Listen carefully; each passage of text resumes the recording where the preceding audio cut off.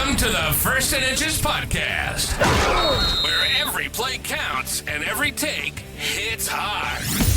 Right. David is repping the dynasty that is the Kansas City Chiefs.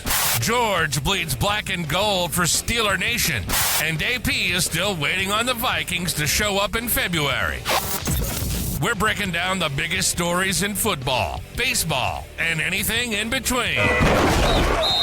We're calling it like we see it, and no fan base is safe. Touchdown! This is the First and Inches podcast. Are you ready for some football? We're ready for some football, baby.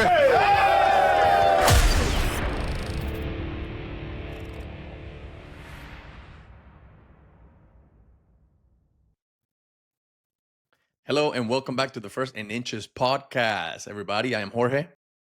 I am Hooks. And I'm AP all day. All day, man. Good to see you guys. It's been a great week of football, hasn't it? Yeah, Very good and week. baseball. No, we're not going to talk about baseball. We said we're not going to talk about baseball. Man, Let's start out with baseball. Crap. Okay, well, as you know, I was in Philadelphia this week to witness a meltdown of the New York Mets. The only thing worse than being the New York Mets right now is what? Take a guess. Being the Cincinnati Reds, because they're still behind. Fake game news. and a half. They're a game and a half back, and they're playing against the Athletics. Not the Oakland Athletics, just the Athletics.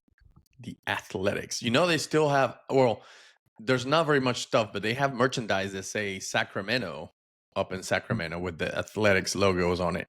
And I guess I thought they were not supposed to have that. I don't know. That's what I thought too. Yeah, because, I mean, they're just the Athletics, not the – remember when the Angels went back from California Angels to the Los Angeles Angels of Anaheim? Right. Now they're Anaheim Angels or California, whatever. So that's the only stadium you've never been to, Jorge, right? Which one? Sacramento. I was there last month. Oh, did you go to the? Yeah. Oh, wow. You've seen them all. Good job. Yeah, absolutely. And if anyone is thinking, oh, I want to wait 3 years and just not go to Sacramento, don't do it. Just go to Sacramento. I get it not coming to Tampa because it's a 1 year, rent of a facility. But Sacramento is worth going to, I think. Now, if you're for the opposing team and you like access and you like to be close to players and access to autographs and all that, Sacramento is the perfect place. Players there. If you buy seats between the dugouts, I think they call it Legends Club. You have access 30 minutes. Well, if it's from a season ticket holder, you buy on the aftermarket. You have access 30 minutes before anybody else, and you can get in to see your team. Now, the Dodgers don't ever take batting practice anymore, and you won't have Ohtani signing anything, but you'll have access to the other players. So I recommend everybody going if you have a chance. Very cool. Yep. Well, So, all right. So let's start with the East because we said we'd make an effort to talk about the East because all our teams are in the or talk about the AL because all our teams are in the NL. So I haven't kept up with this a bunch, but man, Toronto, 3 games over the Yanks, 3.5 games over the Red Sox. What's driving that? Is that Bichette, Guerrero? Well, I think a lot of those guys are just coming, they're having solid seasons. Bichette had a really bad year last year. Vladimir Guerrero kind of had an off year last year. He's a little bit better. I don't think he's going to be a superstar in that sense that everybody thought he was. I mean, don't get me wrong. He's one of the better hitters in ball. But I think a combination of that, strong pitching, it's just all coming together. Whereas the last couple of years, they were kind of volleying off of each other, having a bad year, a better year. So everybody's coming together. That's what I take from it. Hey, I think they pick each other up. So you don't have the same guy. Well, you don't have all the guys having a bad day on the same day. You know what I mean? So from game to game, you may have a different hero. One, Guerrero might come through, But then the next game you have Kirk coming through, or you have, Springer when he's healthy come through. So it's the mentality of, hey, we are all in it together. So if you're down, I'm going to pick you up. And it goes all the way through even the bullpen is doing the same thing. Right. To stay ahead in these close games and continue to keep that lead. Now, we know it's dwindling because it was up to like 7 games at one point. And I think now it's 3 or 2. Yeah. It's 3. So, 3 and 3.5. Yep. So it's going to be a race down the stretch. And, I don't know how they are going to manage their pitching staff these next few weeks. They're still on 5-day rotation. So that reminds me, I got Barrios coming into town Monday, so I'll be at that game against the Rays. Should be easy series for the Blue Jays. The Rays are playing nobody now, but yeah, I mean, I think that they understand that everybody needs to pitch in. It's not just let's rely on the home run and let's not rely on Guerrero and Bichette and everybody's just pitching in. So they're hitting. They've got 10 guys that are hitting above major league average. So if I had to pick one case, like you said, everybody's coming together, everyone's carrying one another. They've got 10 guys that are hitting with over 10 are hitting over a 100 weighted runs created plus. That's substantial. That they're having an all-time great season collectively.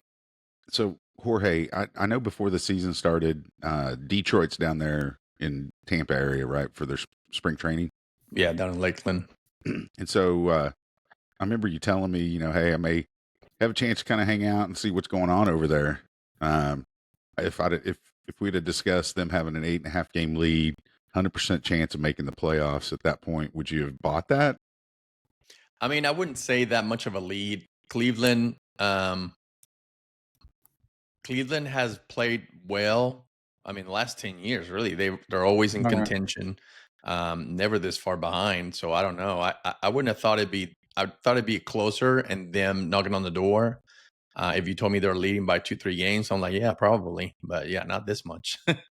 Yeah. That's the only race that's over, in the AL. So yeah, that's so Cleveland still has a 7% chance. They're 3.5 games back to get into the playoffs. But there's a couple teams in between them. Now there's only one. The Rangers are in there. Yeah, the Rangers. 2 games behind. And the Rangers are getting hot. I mean, right now they're not even the ones fighting for the division, but they are pretty hot. So you gotta kind of figure out if this team gets in, you're gonna have to deal with it, So what were you gonna say about Javi?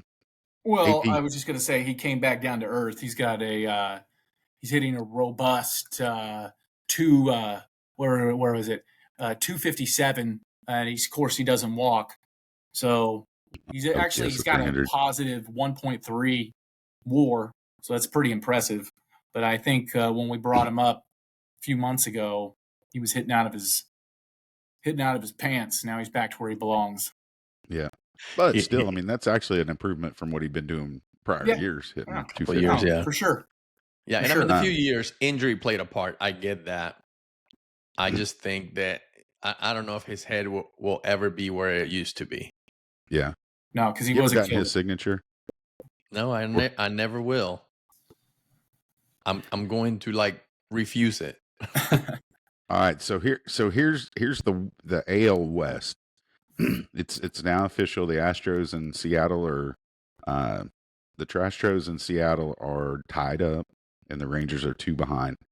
Now the bad part for Seattle is the Dodgers have the last 3 games of the year against them, so they're going to have to get a lead.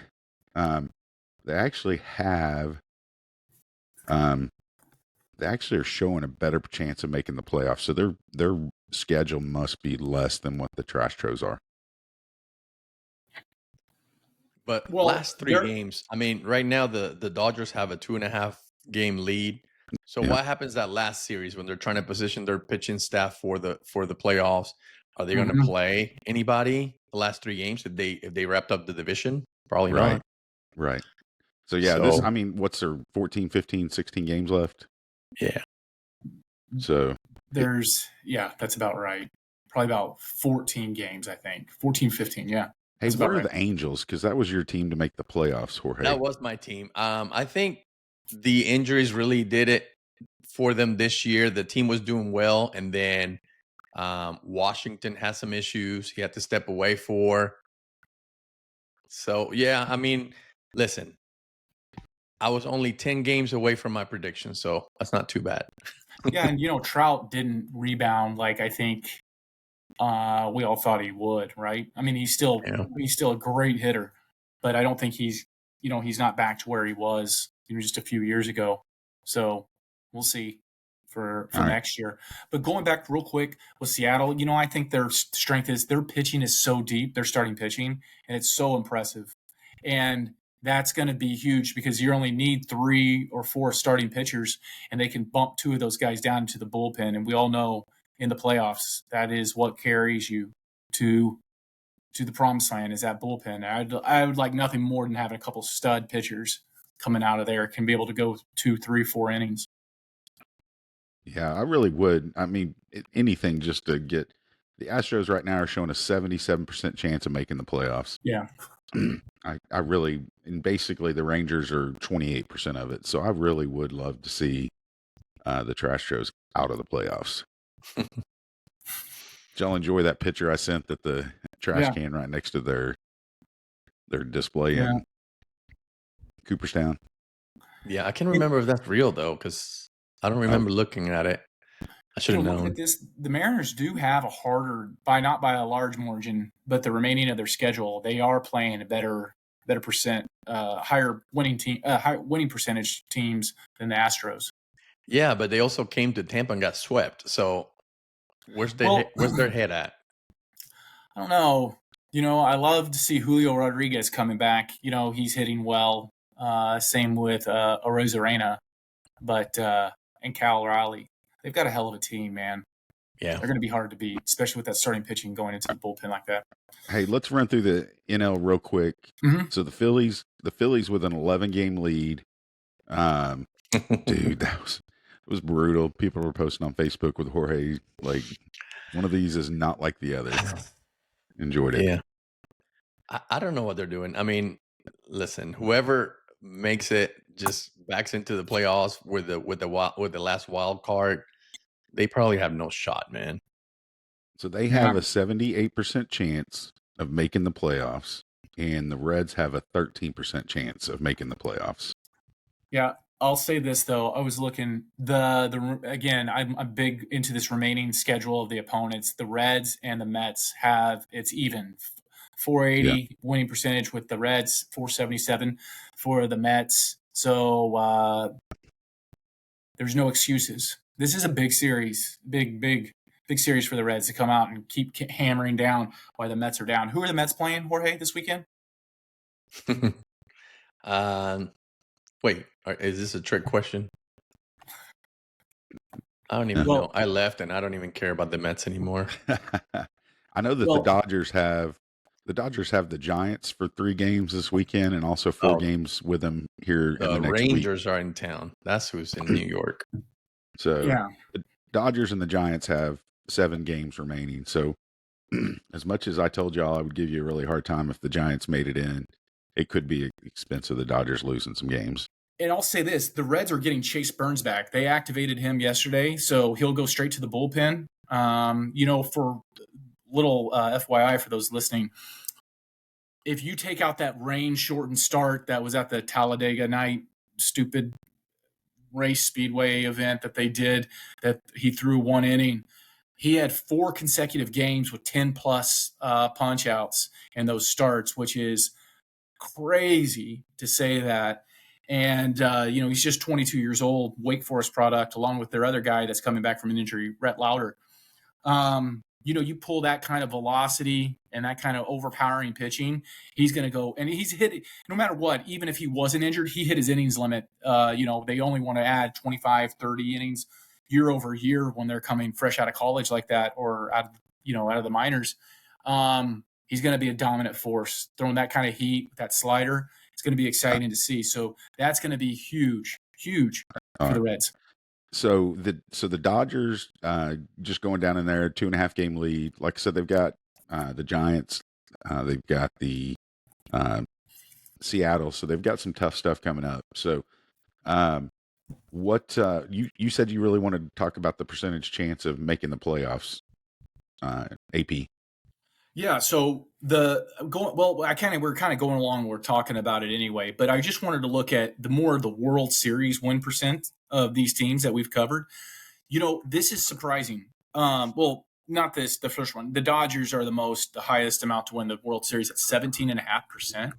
But the next is the Yankees, who are 3 games behind that we talked about behind the Blue Jays, right? They have a higher chance, according to Fangraphs, love that website, to win the World Series at 11%. The third team that on this whole tiered system is, believe it or not, the Phillies, with the Mariners. Again, it's because of that pitching at 9%. So pretty exciting stuff. The Reds, because I know all you listeners are wanting to know, 0.2% to win the World Series. So you're saying there's a chance? There's a chance. Yeah. Okay. The Mets are 6.2, Jorge. That's too high. But I mean, I said it. You got to position yourself for a World Series and a deep run in the playoffs. You have to have 2 pitchers and a good bullpen. Yes. We saw a couple of almost no hitters this week. That was pretty cool, right? Yeah. So you can tell some of these guys are coming into form when it really will matter the most, which is right now. I don't know if you realize this, though, but Luzardo yesterday against the Mets put out 25 batters in a row. Like, the minimum is 27 for a game. He sucked it up for the first, however many batters. I think everybody came to bat the first inning, but 25 in a row, didn't reach base. Like, that's impressive.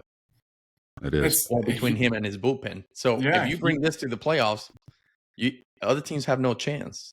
No, he's a hell of a pitcher, and he's a former athletic kid, lefty. Big fan of his. Big fan. And also, I'll tell you, not only are you right about pitching and how impactful that is, and you can move those starters into the bullpen like we talked about, but also having people that can hit the ball. And the 3 outcome, strikeout, walk, home run. Even if you have a couple of those guys like the Kyle Schwarber, Jorge, I think you know him all too well now. Having that kind of power and that kind of impact, in the lineup is huge, because that's where the Reds, that's their biggest opportunity going into this offseason, is to improve that hitting.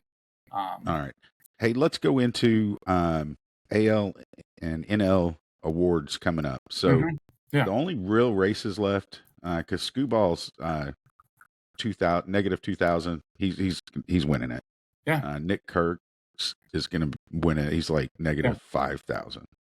Otani is going to win it. He's negative 25,000. Even though Schwarber's 25-1. I mean,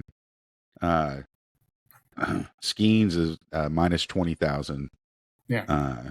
So the only real things up for battle is AL MVP. So we got Judge at negative 400, and we got Cal Raleigh at plus 250. Yeah, it's Judges. I don't see how Raleigh could even take it away from him. I mean, it's still a popularity contest, right? As much as they want to say that it's not, there's still it's more statistically based than it has been before. Remember, Bartolo Colon won the Cy Young in a year because he had 21 wins. So, I mean, the league has improved greatly from where they were at before. But in this regard, I don't see how anybody can make a case for Raleigh taking it over Judge at all. Jorge, you think so, or no? Agree? I don't think so, and I think that might fuel the Mariners if they make the playoffs and make a run, because if they go against New York at any point, it's going to be personal at that point.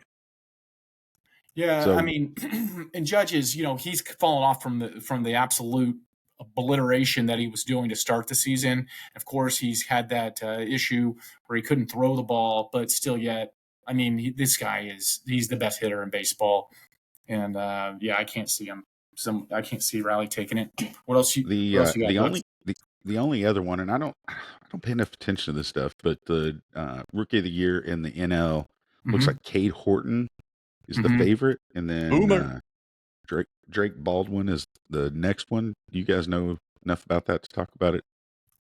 Well, I can tell you, Kate is amazing. But no, I mean, listen, there's some guys like Caminero doesn't qualify for Rookie of the Year because of his time last year. If it wasn't for that, he would take it. We all can agree that his time last year was trash, but partly was his own fault for being such a little punk. So it is what it is. I don't feel bad for him, but yeah, he had a monster year too, and then really it is his rookie season. So yeah. So let's go on to the NFL because Jorge didn't want to talk baseball after his Mets baseball's over, demolished. But you guys know baseball. Like you guys are talking about you need 3 pitchers. Back in the day, whenever it was you had to win 2 series to win the World Series, if you're one of the wild card teams, you've got to win that one. You got to win another one. You got to win another one. You got to win another one. Yeah, that's not the baseball we all grew up in with as kids. But do y'all agree or disagree?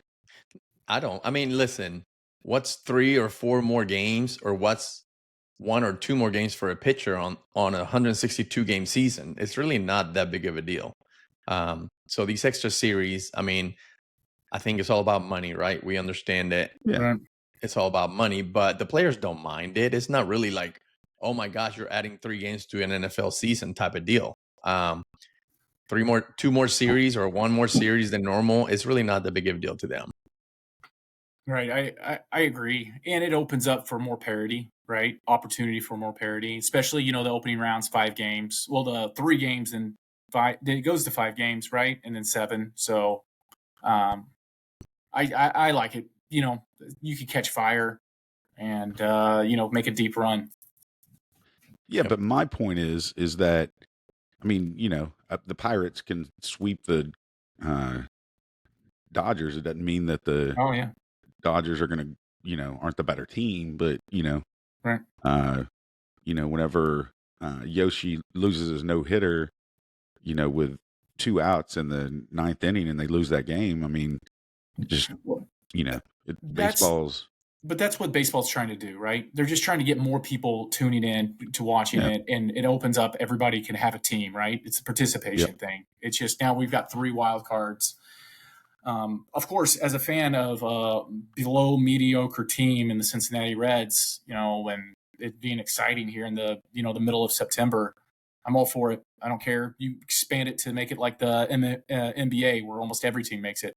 Like more bring it on. I hope it doesn't get to that, but I do appreciate players have more players are playing for something than in years prior. Right. Yeah. But all right. So let's go on to NFL. NFL. So player of the week. Let's talk about the player of the week, Josh Allen. Oh, not yet. What a just masterpiece. Okay. Yeah. Yeah, it was pretty impressive. I thought you were going somewhere else with it just because you're Chiefs. But yeah, go ahead. No. I mean, he's a fantastic player. He just can't win the big game. Right. But that Allen Lamar game, that was a shootout.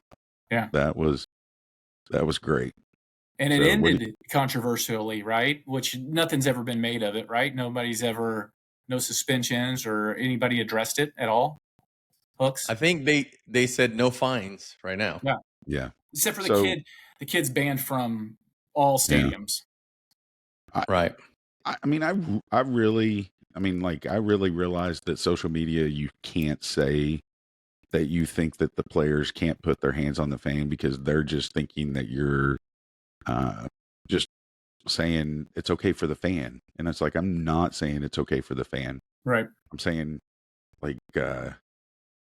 what happens if, a player does damage to somebody in the NFL, the team and the player gets sued tremendously because he didn't fall back into a chair. He falls back and hits his head and dies. So I think it's just a bad look. Right. Totally agree. But what do you do? I mean, devil's advocate here. So you're sitting on the field. Here comes a fan trying to hurt you or whatever, or you don't know, but they do hurt you. You can't do anything about it. Right. You No, can't have no, that either. oh no, I'm definitely saying just put snipers up at the top. No, I'm just kidding. Just like there can't like the fans cannot get to the players. But I mean, let's get real. Yeah. The reason why the fans were near the players was because the players decided to go over there and showboat in front of the end zone. Now, Yeah, can you imagine if they put some barrier now where those fans were, and now you don't have as good a view or access to the players and all that? I mean, yeah. that would hurt somebody's pocket. So I don't know if that will happen, but at the least, have more security. Maybe have some security that are actual athletes. Maybe pull from your practice team. It's like, hey, this week you're not playing, but you're security, because that way you can at least run somebody down the field as opposed to Well, what I they think have that now.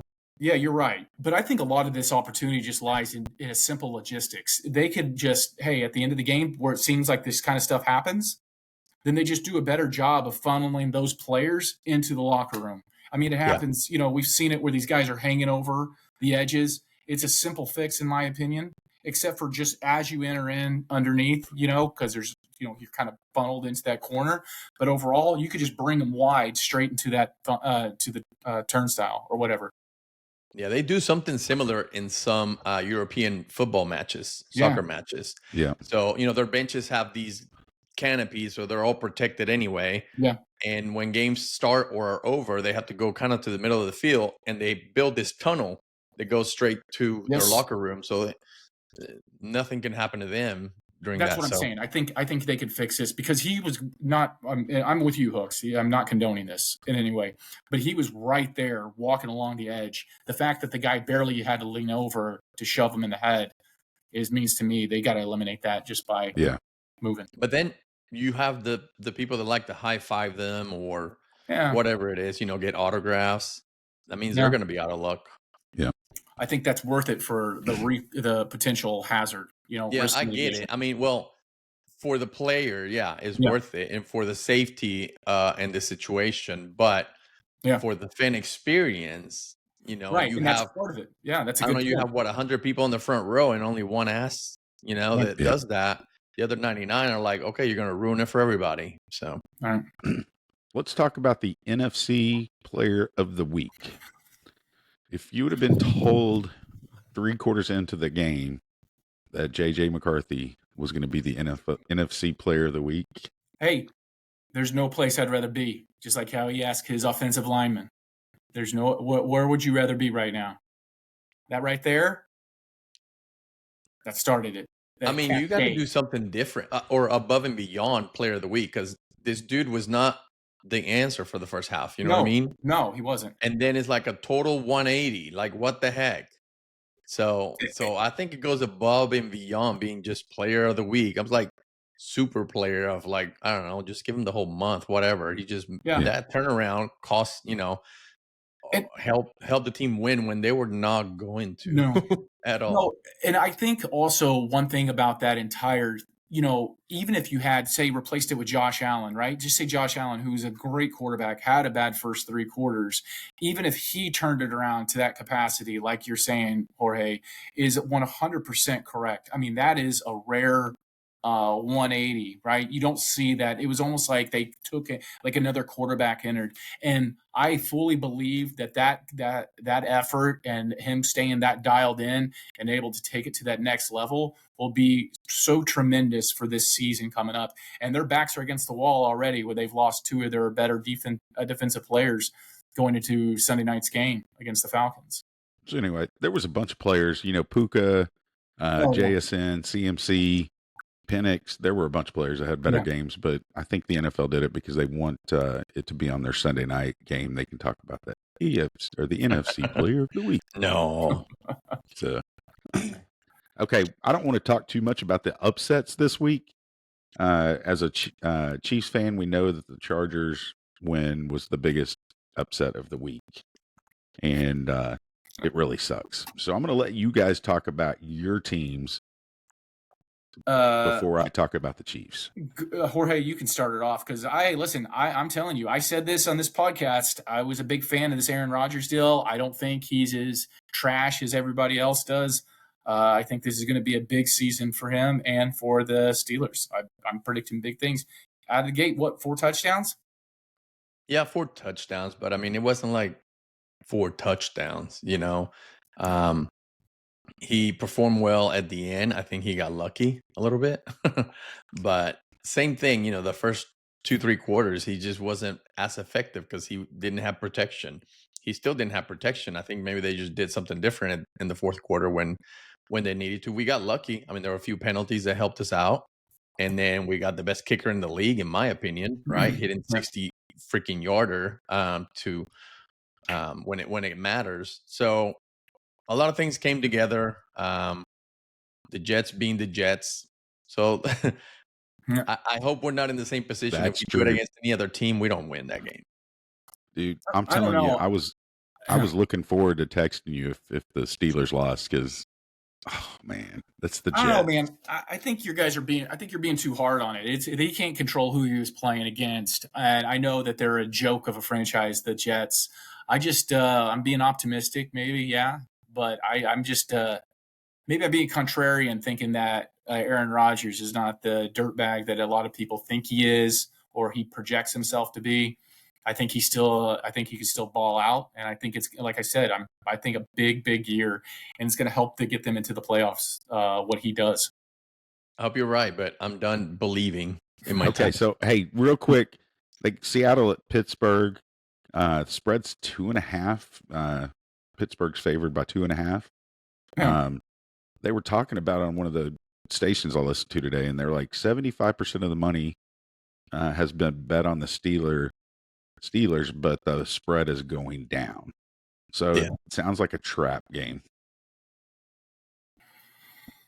What did Seattle do last week? They lost. They lost to the Rams. And Yeah. you got Sam Darnold throwing for him. They kind of got screwed. Yeah. But we'll go away from that. So Minnesota Sunday night at Atlanta. Yeah. 3.5 point favorite. What do we got here? I think that might drop more. I don't know. Is that how reflective that is? They just lost Van Ginkel with a concussion. Cashman's on the IR with a hamstring. Those are their two better of linebackers. Van Ginkel, I know I've mentioned it here, top 10 defensive player in this entire league. Those are massive injuries, and covering a defense.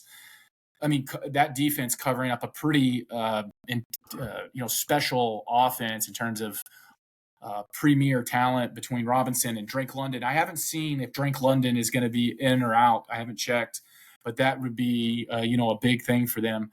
I do think they'll win. Their left tackle Christian Darrisaw, $104 million contract. He's out for 2 more games. I mean, well, this is the second game of the season. He's out, so just hope they could put it together. But I'm projecting a big deal. I think there's a lot of momentum with McCarthy coming in here. And Jordan Mason. That's my pick to click. Going back to the WGN days, the White Sox.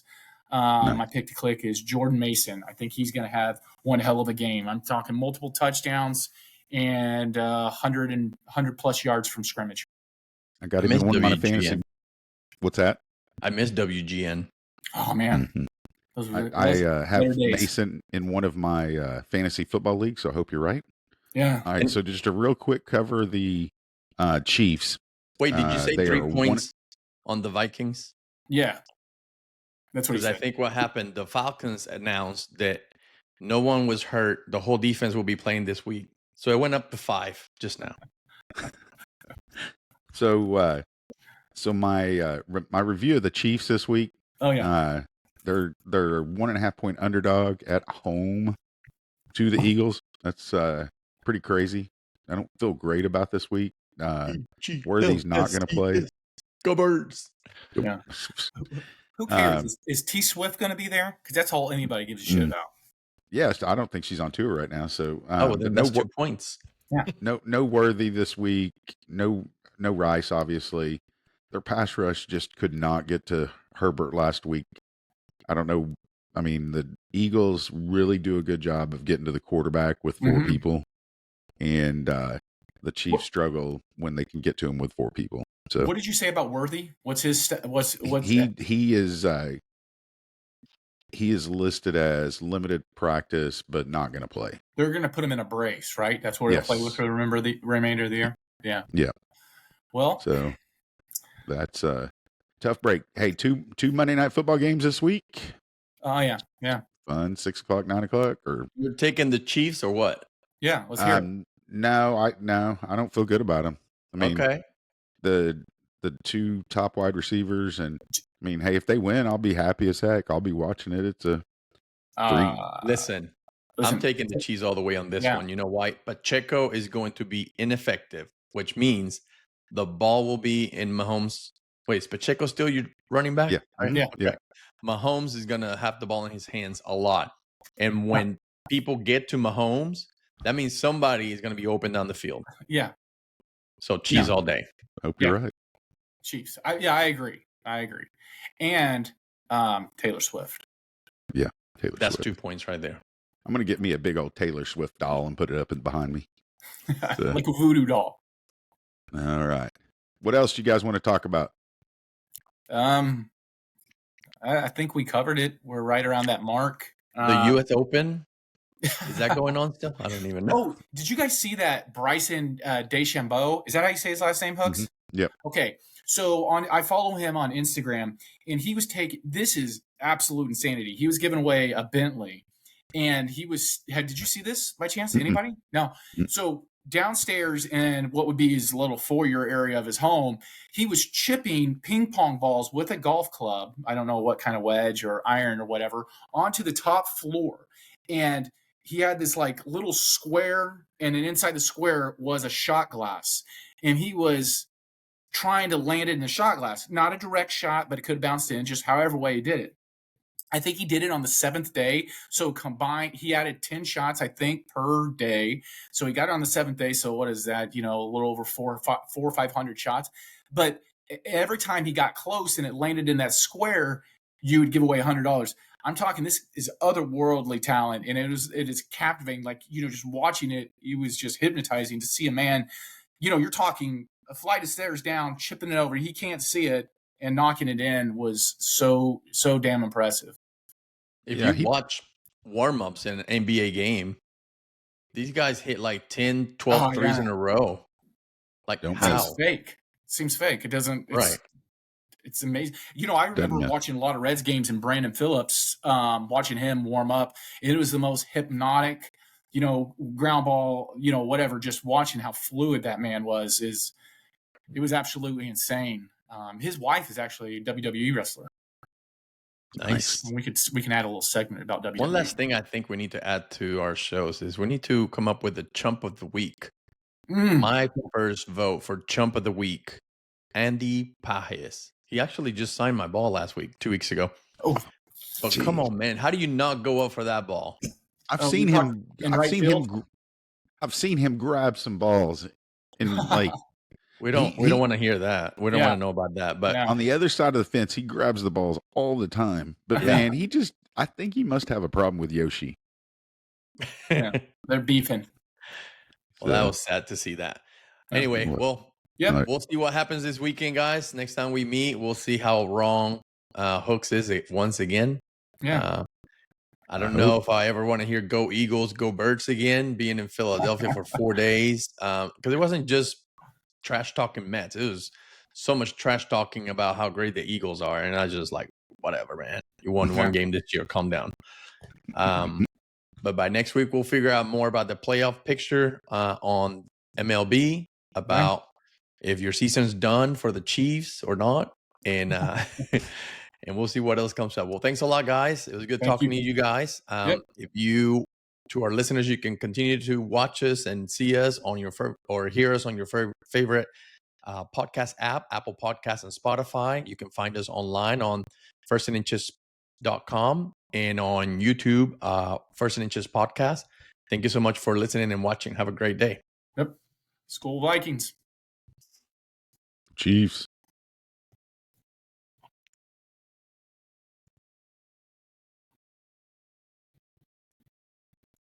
Thank you.